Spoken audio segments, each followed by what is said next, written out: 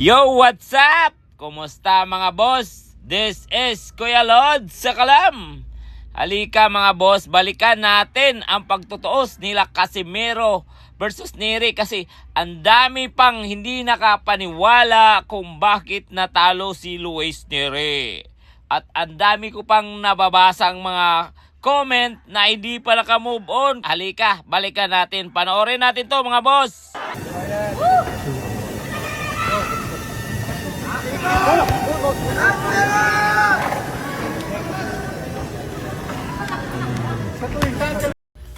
At yan na po mga boss, no? Yung unang suntok ni Luis Nery ay nasalo ni Cuadro Alas. Pero nung si Cuadro Alas na po yung bumanat mga boss, at dun sa pool bigla ng lip hook si Luis Nery. At ayan po mga boss, kitang kita naman po na lupaypay si Luis Nery sa unang suntok ni Cuadro Alas. Tingnan mo.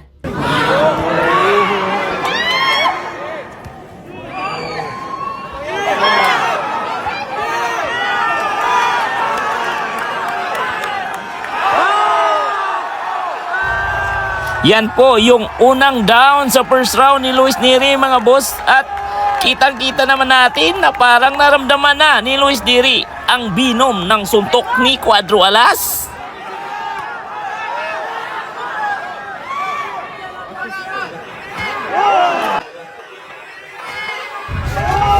At dito mga boss, no, ay natamaan si Cuadro Alas sa suntok ni Luis Nery, no. At kitang-kita naman talaga natin na malakas na suntok yung tumama kay Cuadro Alas.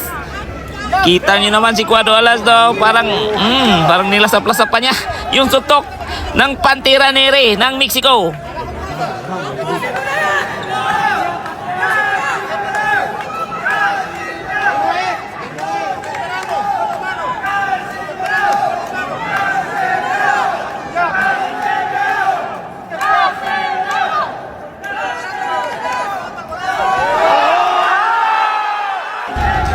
Kita nyo naman kung gano'ng kalakas si Cuadro Alas mga boss, no? Natamaan ng lip jab lang ni Cuadro Alas si Pantera Nery ay gumiwang-giwang na.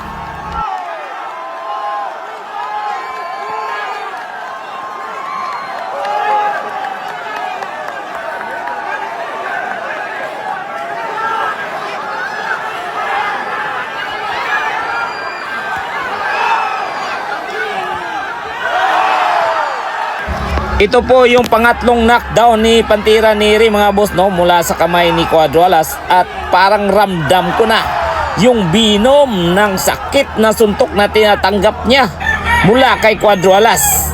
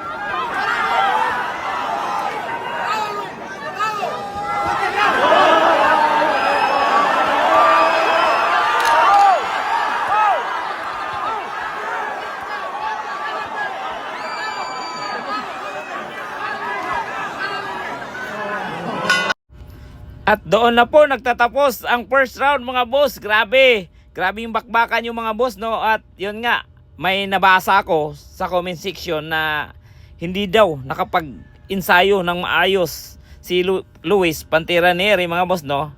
At hindi naman natin kasalanan yon kung hindi siya practice ng maayos. Pero hindi ako naniwala mga boss kasi ilang buwan or ilang beses na cancel yung laban na yun mga boss, no.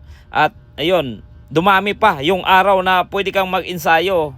At sa mga sinasabi nilang hindi nakapag-ensayo ng maayos si Pantera Nery, kami rin mga boss, hindi naman kami nakapag-ensayo ng maayos. In your dream.